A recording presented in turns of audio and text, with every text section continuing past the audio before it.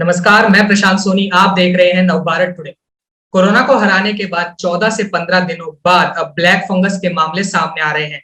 देश के कुल 11 राज्यों में यह फैल चुका है। हालत यूं है कि ब्लैक फंगस के इलाज में काम आने वाली दवाओं भी अब मार्केट में शॉर्टेज दिखने लगी है। कहीं ना कहीं आशंका जताई जा रही है कि इसकी कालाबाजारी भी रेमडेसिविर दवाइयों की तरह शुरू हो गई है। बहरहाल कोरोना की बात करते हैं। 24 घंटे में लगातार 2 लाख के तकरीबन मामले सामने आ रहे हैं। कहीं ना कहीं देखा जा रहा है कि मामले गिरावट की तरफ बढ़ रहे हैं। कहीं ना कहीं कहा जा सकता है कि देश में पीक आकर अब चली गई है। ऐसे में ब्लैक फंगस और कोरोना महामारी पर चर्चा करने के लिए हमारे साथ मौजूद है doctor Ravi Malik sir. Doctor Ravi Malik sir, आपका बहुत बहुत स्वागत है नवभारत टुडे में। Thank you so much, it is my proud privilege. Sir, मेरा पहला सवाल आपसे यही होगा कि लगातार हम देख रहे हैं ब्लैक फंगस के मामले सामने आ रहे हैं, तो ऐसे में ब्लैक फंगस कितना खतरनाक है और क्या हम इससे तैयार हैं अभी कि हमें और काम करने की जरूरत है? देखिए, मैं आपको बताना चाहूंगा, क्योंकि मैं कोविड का अस्पताल भी चलाता हूं, तो हमने अभी तक 5 ब्लैक फंगस के केसेस को डायग्नोज किया है और सबके सब ठीक भी हो रहे हैं और कुछ तो हो गए, कुछ हो रहे हैं। ब्लैक फंगस के बारे में बताऊं, ये एक रेयर बीमारी है। सबसे पहले तो लोगों के अंदर, मेरे को भी रोज परिजनों के, पेशेंट्स के फोन आते हैं, डॉक्टर साहब ब्लैक फंगस तो नहीं हो जाएगा? ब्लैक फंगस केवल एक निश पेशेंट्स में, बड़े कम पेशेंट्स में होता है, और वो पेशेंट्स भी मैं बताता हूं कौन से होते हैं। कोविड से ग्रस्त हैं, मॉडरेट टू सीवियर कोविड है, माइल्ड कोविड में ये फंगस नहीं होने वाला, डायबिटिक्स हैं और उनको स्टीरॉइड्स चल रहे हैं। अगर ये सारी चीजें हैं तो ब्लैक फंगस का खतरा बहुत ज्यादा होता है। अदरवाइज ब्लैक फंगस का खतरा नहीं है। मैं दोबारा बताता हूं, अगर पेशेंट को मॉडरेट टू सीवियर कोरोना है, पेशेंट आईसीयू में है, पेशेंट को डायबिटीज भी है और पेशेंट को स्टीरॉइड्स अच्छी डोज में मिल रहे हैं, तो ब्लैक फंगस हो सकती है।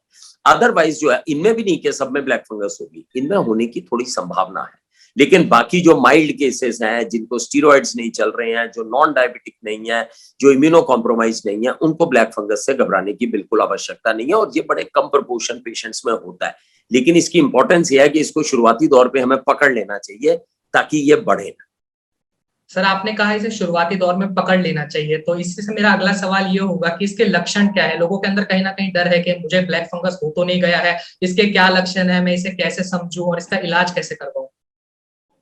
देखिए, बहुत अच्छा आपने सवाल पूछा, ये बड़ा इंपॉर्टेंट है लोगों को जानने के लिए। अगर आप कोविड से ग्रस्त हैं या कोविड से रिकवर कर रहे हैं, तो आपको 4-5 चीजों का ध्यान रखना है। बहुत इंपॉर्टेंट 5 सूत्री कार्यक्रम ही समझ लो, 5 चीजों का ध्यान रखना है।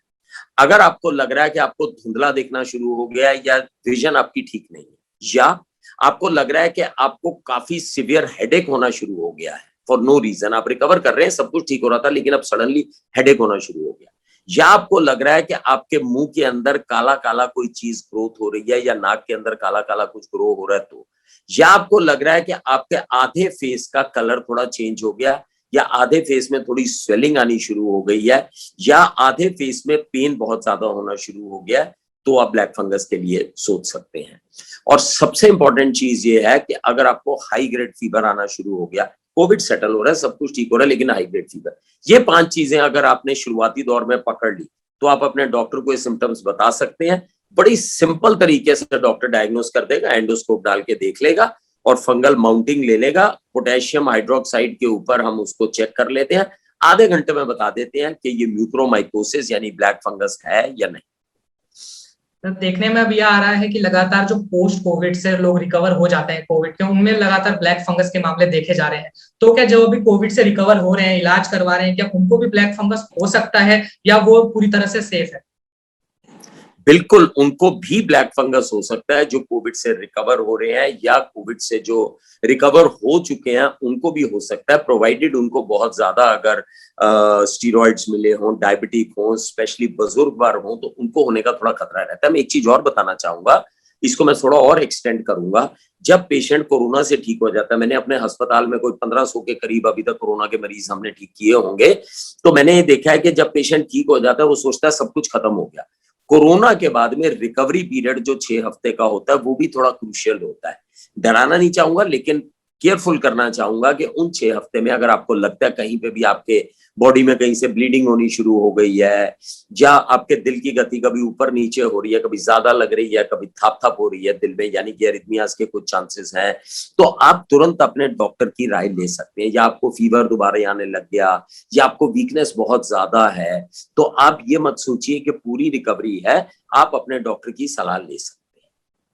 सर लगातार हम देख रहे थे कि रेमडेसिविर की कालाबाजारी हो रही थी, शॉर्टेज हो रही थी, मार्केट में मिल नहीं रही थी। वैसे में सरकार ने अपने ताबे में ले लिया था रेमडेसिविर को। तो क्या आपको लगता है कि जो ब्लैक फंगस की दवाइयां हैं, इंजेक्शन है, उन्हें भी सरकार को अपने ताबे में ले लेना चाहिए? जैसे कि हम देख रहे हैं मार्केट में अब इसकी शॉर्टेज होने लगी है, तो जैसे पहले हमें मुश्किलें झेलनी पड़ी, अब वो मुश्किलें हमें ना झेलनी पड़े, इसके लिए हम क्या कर सकते हैं? बिल्कुल प्रशांत जी, आपको ये बताना चाहूंगा कि ये जो दवाइयां हैं इनकी भी एंटी फंगल्स की शॉर्टेज है। कुछ शॉर्टेज हमने भी फेल की है, अपने हॉस्पिटल में भी पेशेंट्स को मिलने में दिक्कत हो रही है। तो इसको सरकार को अपने एम्बियंट में ले लेना चाहिए, अपने पंखों के तले इसको ले लेना चाहिए, क्योंकि जब से ब्लैक फंगस हुई है, जिसको कुछ नहीं है वो भी ये एम्फोटेरेसिन बी करके एक दवाई आती है, वो भी उसकी होर्डिंग शुरू कर देता है कि कल को मेरे किसी परिजन को हो जाए तो मैं उसको, ब्लैक मार्केटियर्स ने भी अपने पास रखनी शुरू कर दी है। तो इसके ऊपर कंट्रोल होना चाहिए, मैन्युफैक्चरर से सीधा सरकार के पास आनी चाहिए और केवल उन्हीं मरीजों के पास जानी चाहिए जिनको इसकी आवश्यकता है। सर लगातार हम देख रहे हैं सियासत का दौर जारी है, तो दिल्ली सरकार की तरफ से एक बयान दिया गया कि सिंगापुर वेरिएंट कहा गया कोरोना को, इंडियन वेरिएंट कहा गया। तो ये कहां तक बात ठीक है? हम सबको पता है कोरोना कहां से निकला है, तो ये एज ए डॉक्टर आप इसे कैसे देखते हैं? देखिए, कोई भी वेरिएंट हो, डब्ल्यूएचओ का मई 2015 में एक ऑर्डर निकला था, एडवाइजरी निकली थी कि आप किसी भी वायरस, बैक्टीरिया या किसी को भी कोई सिटी का नाम, कंट्री का नाम या ये नहीं दे सकते हैं। तो किसी भी वेरिएंट को लेबल करना ना तो टेक्निकली ठीक रहेगा, क्योंकि ये वेरिएंट कहां से आया इसकी पुष्टि होनी भी बड़ी मुश्किल है। ये तो आप बता सकते हैं कि ये वायरस चाइना से शुरू हुआ, लेकिन वेरिएंट कहां से शुरू हुआ ये बता पाना तो बहुत ही मुश्किल है। तो ये बिल्कुल ठीक भी नहीं है और हमें इसको लेबल भी नहीं करना चाहिए। सर लगातार पिछले साल से कोरोना मरीजों को प्लाज्मा थेरेपी दी जा रही थी, कहा जा रहा था कारगर साबित हो रही है प्लाज्मा थेरेपी। अब अचानक से आईसीएमआर गाइडलाइन निकालता है और कहता है कि नहीं, अब प्लाज्मा थेरेपी अब तो कोई काम ही नहीं कर रही है, हम इसे गाइडलाइन से हटा देते हैं। तो अचानक ये फैसला लिया गया कि हमें पता नहीं था, हमारे पास डाटा नहीं था पिछले साल से कि प्लाज्मा थेरेपी तो काम ही नहीं कर रही है, तब भी हम लोगों को दे रहे थे, लोग दर बदर भटक रहे थे प्लाज्मा के लिए। देखिए प्रशांत जी, इसमें 2 चीजें बताना चाहूंगा, बड़ी इंपॉर्टेंट है।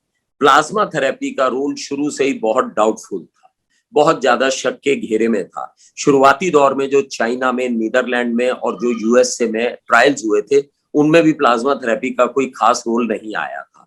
हम लोग क्योंकि इस बीमारी में ज्यादा विकल्प नहीं था तो हम प्लाज्मा थेरेपी दे रहे थे। लेकिन अब एक बहुत बड़ा ट्रायल आया है, जो लैंसेट में आर्टिकल पब्लिश हुआ है, वो ट्रायल यूके ने किया, रिकवरी ट्रायल इसे हम कहते हैं। इसमें 11,500 मरीजों को लिया गया था, बहुत बड़ा ट्रायल था जो मई में शुरू हुआ था, जिसके अब रिजल्ट्स आए। उन्होंने 11,500 मरीजों को 2 भागों में बांट दिया, 5,500 इस तरफ, 5,500 इस तरफ। इस तरफ वालों को तो कुछ भी नहीं दिया और इस तरफ वालों को उन्होंने वो दे दिया, प्लाज्मा थेरेपी। तो इसके रिजल्ट बड़े विचित्र निकले। विचित्र ये निकले कि दोनों आर्म्स के अंदर मोर्टेलिटी यानी मृत्यु दर 18% थी, तो प्लाज्मा थेरेपी का तो कोई भी रोल नहीं आया। दोनों आर्म्स के अंदर वेंटिलेटर पे जाने की संख्या 29% थी, तो प्लाज्मा थेरेपी के तो कुछ भी हमारे को रोल नजर नहीं आया। ऑन दी अदर साइड ये भी देखा गया कि हर थेरेपी के साइड इफेक्ट होते हैं और प्लाज्मा थेरेपी के भी साइड इफेक्ट्स हैं। इम्यूनोलॉजिकल रिएक्शंस हो सकती हैं, इन्फेक्शन ट्रांसमिट कर सकते हैं, प्लस खर्चा होता है और पेशेंट को आप ढूंढते हो, वो करते हो, परिजन बेचारे प्लाज्मा थेरेपी देखते हैं। तो अब ये आ गया है कि प्लाज्मा थेरेपी का कोई रोल नहीं है। मैं सरकार से गुजारिश और रिक्वेस्ट करूंगा, जितने प्लाज्मा थेरेपी के सेंटर्स कोविड के लिए खोले गए थे वो सब बंद हो जाएं और कोई भी प्लाज्मा थेरेपी इस देश में अब किसी को मत दे, क्योंकि परिजन बड़े परेशान होते हैं। वो बेचारे पहले डोनर ढूंढते हैं, फिर वो करते हैं, फिर खर्चा करते हैं, फिर उसके बाद प्लाज्मा देते हैं और इससे कोई औचित्य नहीं। लगातार सर सोशल मीडिया पे भी मुहिम चलाई जा रही थी कि प्लाज्मा चाहिए, प्लाज्मा डोनर चाहिए, तो लगातार लोग दर बदर भटक रहे थे इससे। बिल्कुल सर, आगे बढ़ते हैं, वैक्सीनेशन की बात करते हैं। अब भारत बायोटेक ने 2 से 18 साल के उम्र वाले बच्चों में भी अब ट्रायल शुरू कर दिया है। तो आपको क्या लगता है कि ये जो बच्चों में ये वैक्सीन उतनी ही कारगर साबित होगी जितनी 18 वर्ष से ऊपर वालों के में साबित हुई है? बिल्कुल, बच्चों के अंदर भी वैसे ही साबित होगी। इसमें प्रशांत जी आपको मैं 2 चीजें बताऊंगा। जब भी वैक्सीन के ट्रायल्स होते हैं पहले बड़ों में होते हैं, फिर हम बच्चों के अंदर करते हैं उनको प्रोटेक्शन में लेते हुए। तो अब बच्चों के ट्रायल शुरू हो गए हैं, कोवैक्सीन का ट्रायल शुरू हो गया, और मैं तो यही सजेशन दूंगा एज ए प्रोफेशनल कि बच्चों के ट्रायल्स तुरंत तेजी से खत्म हो, क्योंकि हमारे देश में 1/3 पॉपुलेशन जो है वो 18 साल से छोटे बच्चों की, और उनमें से एक भी बच्चा वैक्सीनेटेड नहीं है और एक की भी वैक्सीन अवेलेबल नहीं है। तो ये तुरंत ट्रायल्स होने चाहिए, और ये वैक्सीन बच्चों में भी सेफ होगी, क्योंकि मैंने अपने हॉस्पिटल में कोरोना का वैक्सीनेशन सेंटर चलाया। जब से ये वैक्सीनेशन सेंटर शुरू हुआ है मैंने अपने हॉस्पिटल में चलाया और हजारों लोगों को वैक्सीन दी है। मैं आपके माध्यम से ये भी बताना चाहूंगा, ये वैक्सीन बड़ी सेफ है। अभी तक हम 19 करोड़ के करीब वैक्सीन इस देश में दे चुके हैं। एक भी व्यक्ति की मृत्यु डायरेक्टली इस वैक्सीन की वजह से नहीं हुई है। साइड इफेक्ट जरूर होते हैं, 70% में तो ऐसे लगता है जैसे कुछ हुआ ही नहीं, 30% में साइड इफेक्ट होते हैं। थोड़ा बहुत हेडेक होता है, थोड़ा बहुत बॉडी एक्स होते हैं, या थोड़ा बहुत स्वेलिंग हो जाती है जहां पर हम इंजेक्शन लगाते हैं। ये इंजेक्शन बड़ा सेफ है, और इस पैंडेमिक में हमने ये भी देख लिया कि इस इंजेक्शन की वजह से बहुत बचाव हुआ है।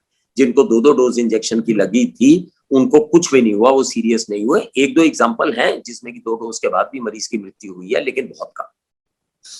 सर एज अ डॉक्टर आप बच्चों को क्या सलाह देंगे थर्ड वेव से बचने के लिए? उनको क्या क्या करना चाहिए, उनके माँ बाप को क्या क्या करना चाहिए थर्ड वेव से बचने के लिए? देखिए थर्ड वेव से बचने के लिए हमें कुछ काम करने चाहिए। नंबर 1, सरकारों को एकदम से वैक्सीनेशन लगानी चाहिए। 1 से 1.5 करोड़ वैक्सीन अगर रोज नहीं लगाएंगे तो थर्ड वेव समझो आया ही। शॉर्टेज भी तो होती दिख रही है, उसे कैसे देखिए हम उसमें देखिए हमारा देश बहुत बड़ा है, वैक्सीन का हमारा एपेटाइट बहुत ज्यादा है। 19 करोड़ हमने वैक्सीन दे दी। समझिए कि यूके की पॉपुलेशन को घुमा के 3 बार हमने वैक्सीनेट कर दिया। 6 करोड़ की पॉपुलेशन यूके की है। लेकिन सरकारों को यहाँ ये समझना पड़ेगा कि अगर हम वैक्सीन की ड्राइव तेज नहीं करते, अगर अवेलेबल नहीं है, तो 13 कंपनीज हैं विश्व में जिनके पास में सिर्फ 2 या 3 कंपनी पे हम डिपेंडेंट क्यों रहेंगे? हमें दूसरी कंपनी से जहां तक हो सके इंपोर्ट कर लेना चाहिए। जब हमने वैक्सीन एक्सपोर्ट की हैं तो हम इंपोर्ट भी तो कर सकते हैं। तो हमें वैक्सीन हमारे देश को जरूरत है, हमें इंपोर्ट कर लेनी चाहिए, किसी भी कॉस्ट पे मिले ले लेनी चाहिए, क्योंकि वैक्सीन के ऊपर अगर हम इन्वेस्टमेंट करते हैं वो बहुत खरी उतरेगी, क्योंकि इस बीमारी के इलाज में लाखों रुपए लगते हैं, वैक्सीन 200-400 रुपए की होती है। तो सरकार को जल्दी से जल्दी वैक्सीन इंपोर्ट करनी चाहिए और कंपनीज को रोक इन करना चाहिए, प्राइवेट प्लेयर्स को खोल देना चाहिए, और उसके बाद में जितनी वैक्सीन हो सके लगनी चाहिए। 1 से 1.5 करोड़ वैक्सीन अगर रोज की नहीं लग रही है तो we are heading towards the third. अब बच्चों की बात पे आते हैं। मैं चाइल्ड स्पेशलिस्ट, मैं क्योंकि पीडियाट्रिशियन भी हूँ, चाइल्ड स्पेशलिस्ट भी हूँ, तो बच्चों के बारे में बताना चाहूंगा। बच्चों को प्रोटेक्ट करके रखिए। लॉकडाउन है, बच्चे बाहर बिल्कुल नहीं निकलेंगे, घर में किसी को मत आने दीजिए, और बच्चों की सेहत का ध्यान रखिए। उनकी ओबिसिटी यानी मोटापे को कंट्रोल रखिए। मोटे बच्चे बड़ी जल्दी गिरफ्त में आएंगे। जिन बच्चों को कोमॉर्बिड कंडीशंस, ऐसा नहीं है कोमॉर्बिड सिर्फ बड़ों की होती है, बच्चों की भी होती है, जुवेनाइल डायबिटीज है, चाइल्डहुड अस्थमा है, चाइल्डहुड हाइपरटेंशन है, उनको आप कंट्रोल में रखिए, उनको सकारात्मक रखिए। उनका स्क्रीन टाइम जो है वो कम रखिए। आप स्क्रीन टाइम 2 घंटे से ज्यादा नहीं होना चाहिए, और उनको हष्ट पुष्ट रखिए, ज्यादा प्रोटीन्स दीजिए, ज्यादा उनको फ्रूट्स और वेजिटेबल्स रखिए ताकि उनकी इम्यूनिटी स्ट्रॉन्ग। डॉक्टर साहब आपने काफी महत्वपूर्ण बातें बताई, इम्यूनिटी को बढ़ाए रखनी चाहिए बच्चों की। तो ऐसे में आगे बढ़ते हैं सर। एक स्टेटमेंट आपने भी सुना होगा, ये काफी अब चर्चे में है कि गोबर का लेप लगाने से या गौमूत्र पीने से कोरोना नहीं होता है। तो एज अ डॉक्टर आप इसे कैसे देखते हैं? बिल्कुल भी नहीं, ये सब चीजें बिल्कुल गलत हैं कि गौमूत्र और ये सब लेप लगाने से होता है। ये बिल्कुल गलत बातें हैं, ये गलत खबरें हैं, गलत धारणाएं हैं। ये हमारे को इनसे बच के रहना चाहिए। कोई भी चीज जो साइंटिफिकली प्रूव नहीं है, जिनके रिकवरी ट्रायल्स नहीं हो रखे हैं, जिनके डबल कंट्रोल्ड ब्लाइंड ट्रायल्स नहीं हो रखे हैं, इसका कोई मतलब नहीं कि मेरे मामे ने भी गौ का मूत्र पिया था तो वो बच गया कोरोना से। It has no meaning. जिस तरह से ये 11-11 हजार मरीजों को लेके साइंटिफिक बेस से हम ट्रायल करते हैं, जब तक वो नहीं है तो आप किसी भी गोबर या गाय मूत्र से बच के रहिए, कोई और बीमारी लग जाएगी।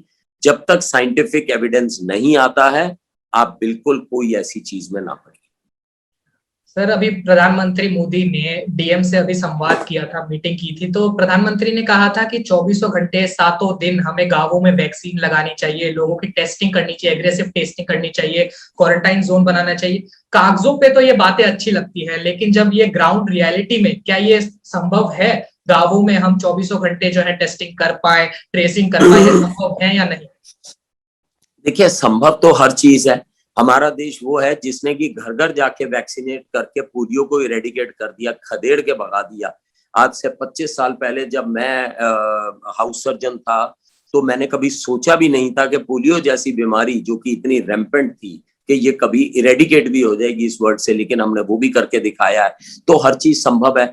हमारा जो डिस्ट्रीब्यूशन सिस्टम है बड़ा स्ट्रांग है, जो हमारा वैक्सीन डिस्ट्रीब्यूशन सिस्टम है। हमारे हर गांव के अंदर जो है हमारे हेल्थ केयर वर्कर्स हैं, आशा वर्कर्स हैं, आंगनवाड़ी वर्कर्स हैं। तो अगर हम पूरी फौज को अगर अच्छे से ऑर्गेनाइज करके चलते हैं तो बहुत सारी चीजें संभव हैं और हमें करनी भी चाहिए लोगों की जान बचाने के लिए। पिछले 24 घंटे में भी अगर 4300 मौतें हुई हैं तो ये बीमारी बहुत ही खतरनाक है और इसके लिए हमें पूरा तंत्र लगा देना चाहिए। सर, गांव गांव वैक्सीनेट की आपने बात की, लेकिन हम देख रहे हैं 18 करोड़ हमने वैक्सीन लगा दी 115 116 दिनों में, लेकिन उनमें हमारे पास आंकड़ा नहीं है कि गांव में कितनी हमने वैक्सीन लगाई है। तो ये तो सवाल बनता है कि हमने गांव में कितने लोगों को वैक्सीन लगाई है। सरकार को इसके आंकड़े भी जारी करने चाहिए। बिल्कुल आंकड़े करने चाहिए कि हमने सरकार में कितने वो किए हैं। सरकार को पूरे आंकड़े इसके जारी करने चाहिए कि हमने वैक्सीनेशन गांव में कितनी दी, शहर में कितनी दी। और हमें ये भी देखना चाहिए कि गांव में हमारे गांव वासियों के पास में कितनी फैसिलिटीज हैं। जहां तक मेरी नॉलेज है 819 कोविड ट्रीटमेंट सेंटर्स हैं, जिनमें से कि गांव में केवल 69 सेंटर्स हैं, बाकी 750 सेंटर्स आधे भी नहीं है। और जबकि गांव की पॉपुलेशन 65% है। तो हमें ये भी देखना है कि वो भी हमारे अपने जो हिंदुस्तानी है, वो भी हमारे अपने पॉपुलेशन के लोग हैं, जिसको कि हमारे को बहुत खास ध्यान रख के चलना है। तो ये बड़ी एक इंपॉर्टेंट चीज है।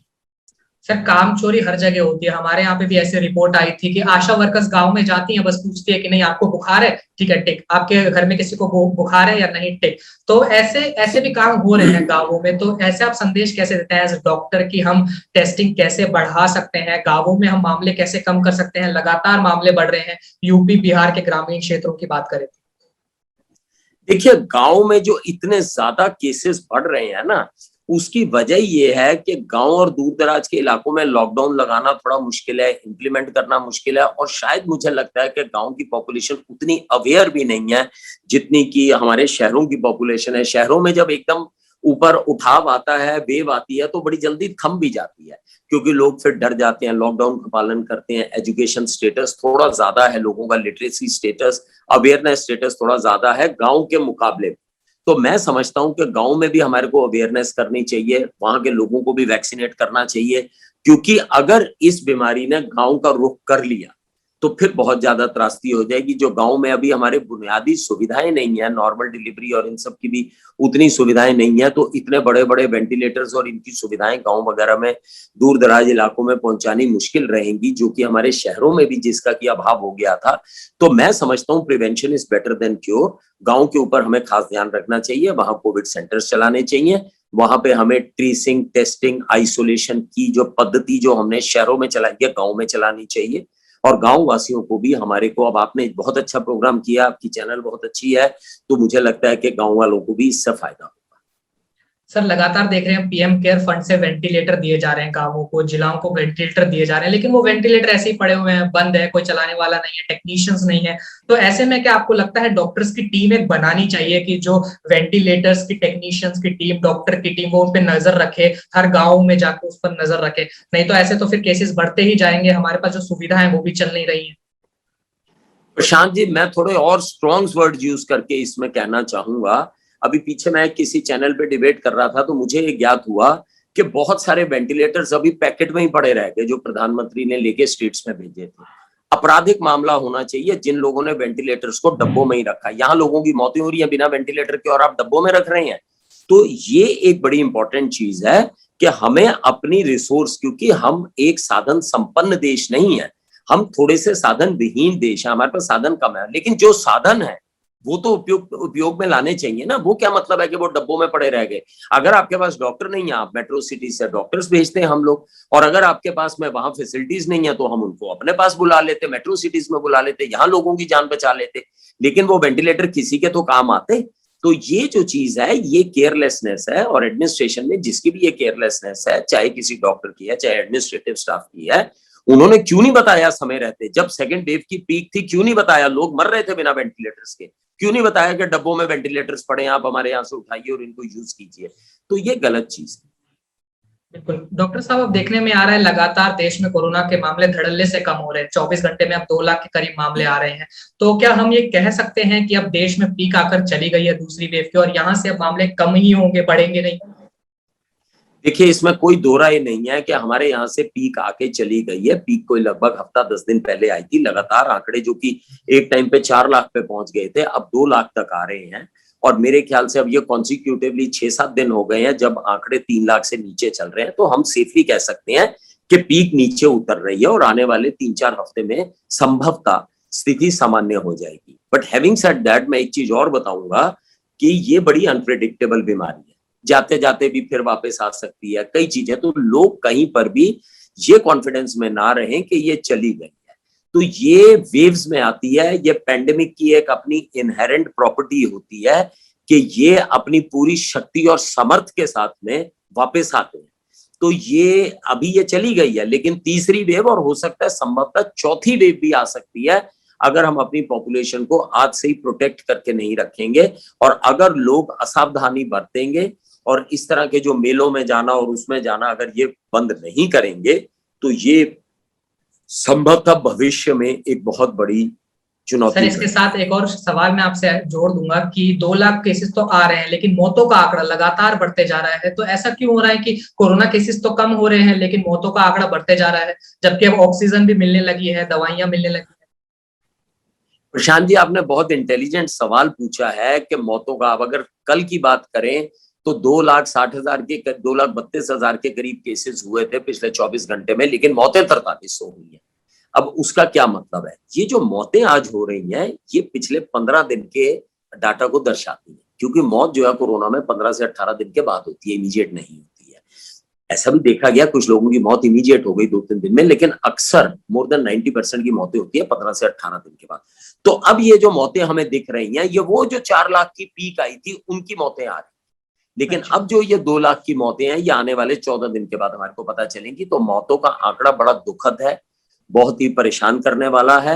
इतनी मौतें एक दिन में हो रही हैं जो कि 9/11 के दुखद हादसे से भी ज्यादा हैं, जो हर रोज हम लोगों को लूज कर रहे हैं। बड़ी दुखद बात है, लेकिन एक इसमें silver lining around the cloud में ये भी देख रहा हूं कि आने वाले समय में मौतें कम हो जाएंगी, क्योंकि केसेस अब कम हो रही है। डॉक्टर रवि मलिक सर, आपने देखा कि जैसे दूसरे वेव में कितनी परेशानियां हमें झेलनी पड़ी, तो ऐसे में क्या सरकार सबक लेगी थर्ड वेव के लिए, और हमें यह हालत थर्ड वेव में देखने नहीं मिलेगी? आपको क्या लगता है इस पर कि हमें लॉकडाउन लगाना चाहिए, लॉकडाउन लगेगा उस समय या नहीं, या हम गुजर जाएंगे ऐसे ही थर्ड वेव? हमें लगवाना पड़ता है, और इस बार भी जो है मजबूरी में सरकारों को लगाना पड़ा, और ये आगे भी लॉकडाउन हो सकता है हमें लगाना पड़े। मैं तो सरकार से यही गुजारिश करूंगा, जब तक लॉकडाउन लगा हुआ है तुरंत वैक्सीन की स्पीड जारी रखें। अकेला लॉकडाउन से और वैक्सीन की स्पीड को बिना जारी रखे खोलने का फायदा नहीं है। आप वैक्सीन की स्पीड को जारी रखिए और इधर लॉकडाउन लगाए रखिए, ताकि लोग सेफ भी रहें और अपनी हर्ड इम्यूनिटी को भी बना लें। और उसके लिए सरकारों को ज्यादा से ज्यादा अपनी इंडिजिनस वैक्सीन को भी मैन्युफैक्चर करना चाहिए और बाहर से वैक्सीन भी मंगानी चाहिए। डॉक्टर साहब, बहुत बहुत धन्यवाद आपका नवभारत टुडे से बात करने के लिए। हमें पूरी उम्मीद है कि लोगों को आपके जो आंसर्स हैं उनसे कहीं ना कहीं बहुत फायदा होगा, और ब्लैक फंगस बीमारी से हम आसानी से लड़ जाएंगे। हमें वो तकलीफें को, जैसे हम कोरोना वायरस से लड़ रहे हैं, वैसे ना हो। बहुत बहुत धन्यवाद डॉक्टर मलिक साहब। नवभारत टुडे की वीडियोस को सबसे पहले देखने के लिए चैनल को करें like, subscribe and don't forget to hit the bell icon.